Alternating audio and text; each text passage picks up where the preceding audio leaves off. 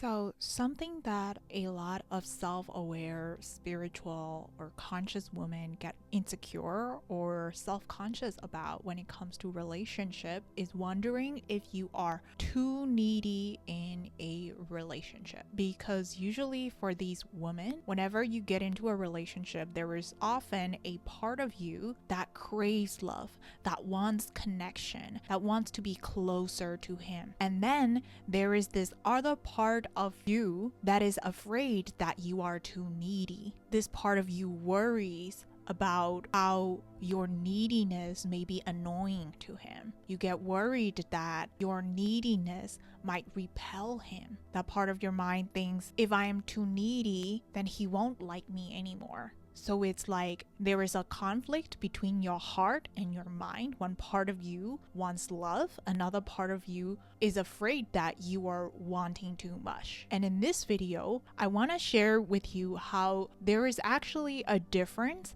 between neediness versus a desire. Neediness is a form of lack. It repels love, it pushes love away. In fact, I made a video of it, which I will link it right up here. And on the other hand, desire for love is different. Desire for love is divine. It is sacred. It's beautiful to have desire. In fact, we wouldn't be here if there was no desire for love. If the creator, you can call that the universal, the divine, didn't desire love. And in this video, I'm going to be sharing with you the difference so that you can be confident in yourself and in your desires when it comes to your relationships, so that you can receive love with ease from the place of desire instead of begging, chasing, and needing love. So, what you need to understand is that first and foremost, with neediness, which repels love, which blocks love, which is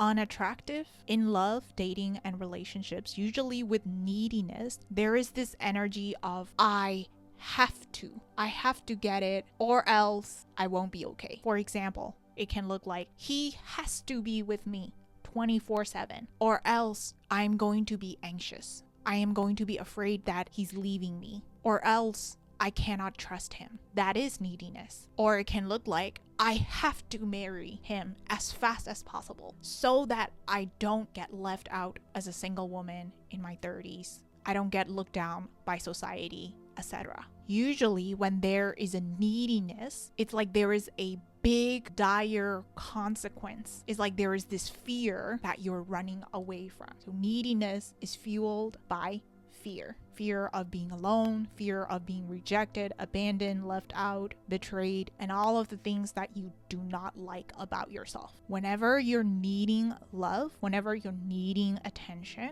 or validation from a partner, from a relationship, it almost feels like as if you are begging for them. It's like, please be with me so that I don't become rejected, so that my heart doesn't get broken, or whatever your fear is. And as a result of it, because we are bending down our knees, it doesn't have to be physically, but energetically, we are bending down our knees. We are demanding that from him. And as a result, we have no power when we're asking our desire. We lose our power when we are needy because we're at the mercy of him, mercy of your partner, mercy of the person that you're asking from. Because think about it, when you are begging or needing or chasing love from this person, number one, he's going to feel controlled by you. He feels controlled in a relationship because you're saying, please give this to me or else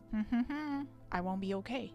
And therefore, even when they take the action, even when they give the love, it's coming from a place of pressure. They are doing that because they feel threatened. He feels like there is an expectation put on him, which makes him less likely to want to give you the love that you're asking from him. So, number one, he feels controlled, and therefore he doesn't want to anymore. It is not coming from the place of desire for him to love you anymore. Rather, it's coming from, oh, I have to love her like this, so or else she would not be okay. And number 2, whenever you are needy, you are losing your power, because alternatively what can happen is that because he knows that if he doesn't give what you're asking to you, or else you're not going to be okay, right? Because he knows what is at stake, it also means that the person that you're in a relationship with, the man, the partner, takes your desires,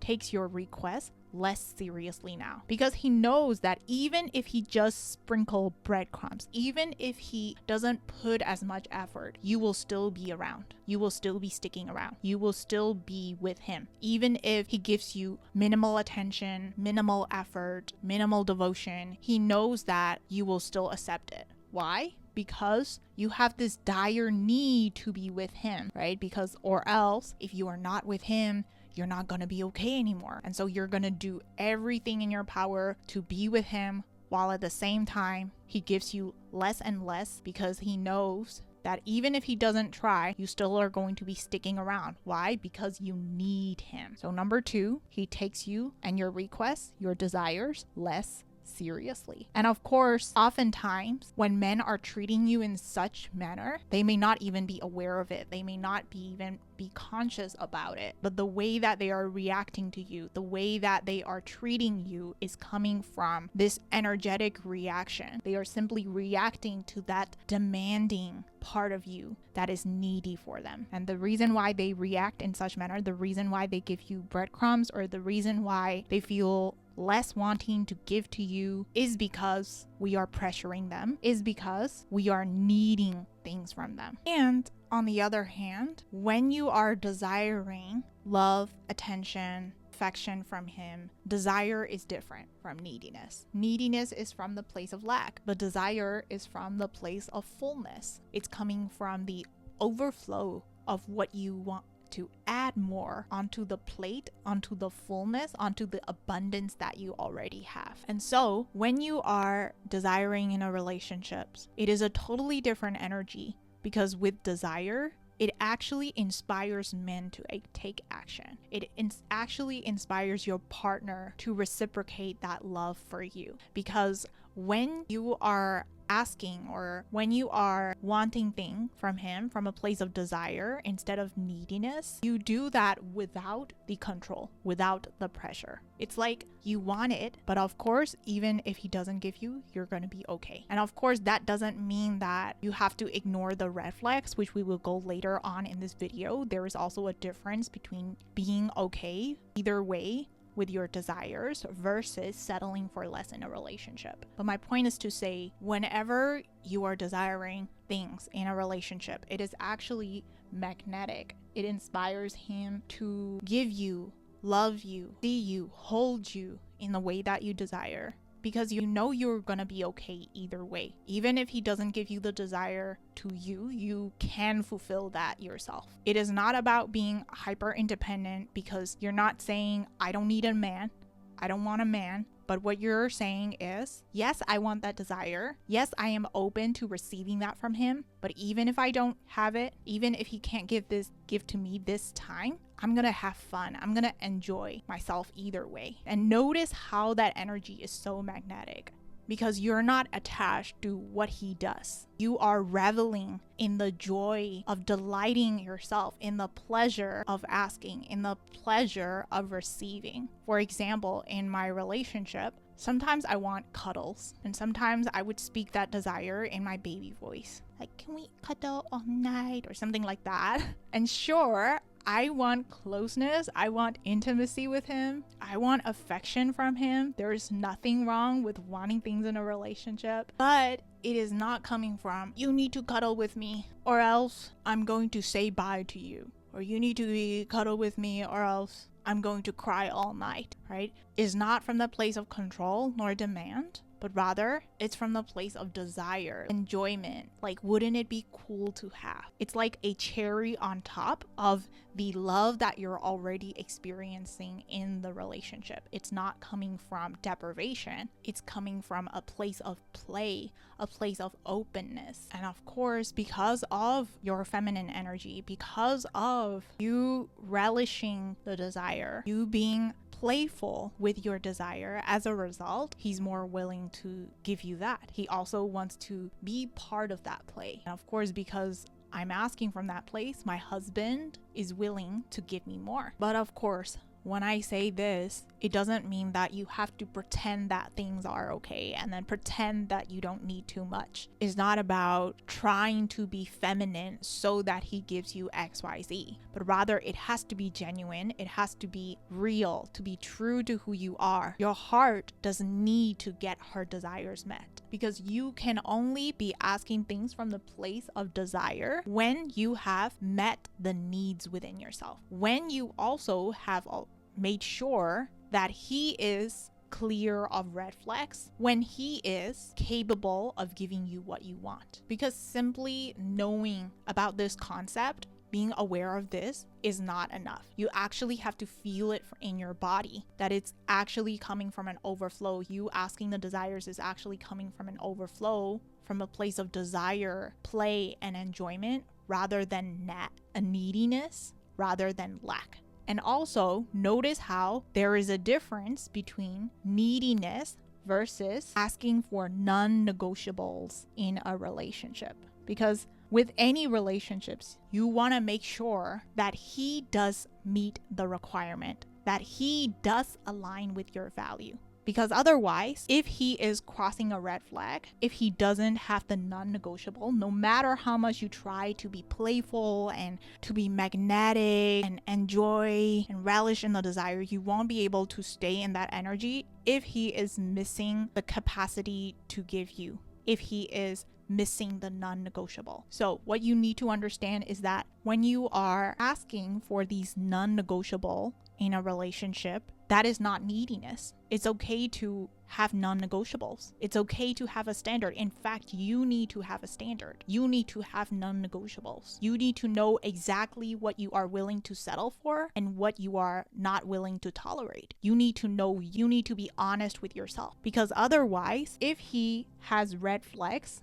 if he doesn't have the capacity to give you because he doesn't have these non-negotiables, if that is the case, you're going to be constantly needing things from him. You're going to be the one constantly chasing him, pursuing him, demanding things from him. And that is because you have ignored what is most essential to you. You have ignored your heart. You have abandoned yourself. And all of that, this is the energetic map to see where you are in your relationship, where you are acting from in a relationship. Because number one, if you are needy in a relationship, you're going to constantly be not having your needs met, because neediness is an energy of lack. It's an energy of deprivation. It doesn't inspire him to give that to you. While on the other hand, if you are moving about your relationship from the place of desire, it is playful, it is enjoyable, not only for yourself, but for him too. But of course, do make sure that he does pass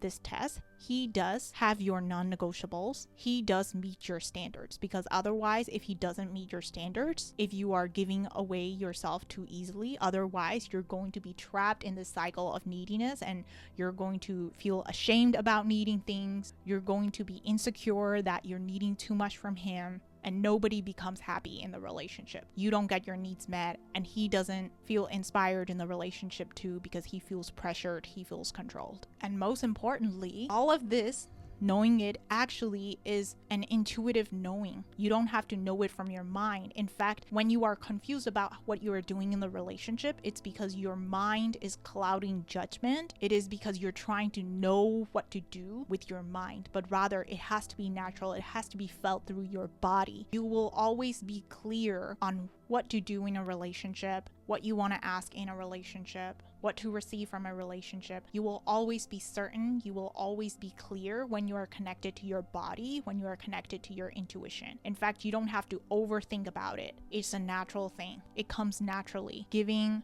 receiving, asking, all of these come naturally when you are connected to your body, your intuition. You are always guided, you are always connected to receiving what you want, which is the reason why in the work that I do with my clients, it's not about knowing and decoding about men, because all of that will only lead you to more confusion. It will only lead you to more doubts about yourself. But the most important work is actually connecting to your own self, your own body, your own intuition, because that is, my love, is the one thing that guides you to love that is safe, healthy, whole, and secure. And if that is the kind of support that you're desiring to receive, book a free one-on-one consultation session to find out if personalized guidance and support is a right fit for you. Also, you get to find out the exact block that is holding you back in your love life and the path that takes you to the lasting commitment, the lasting love life partner that you desire. The link is in the description box below. Much love.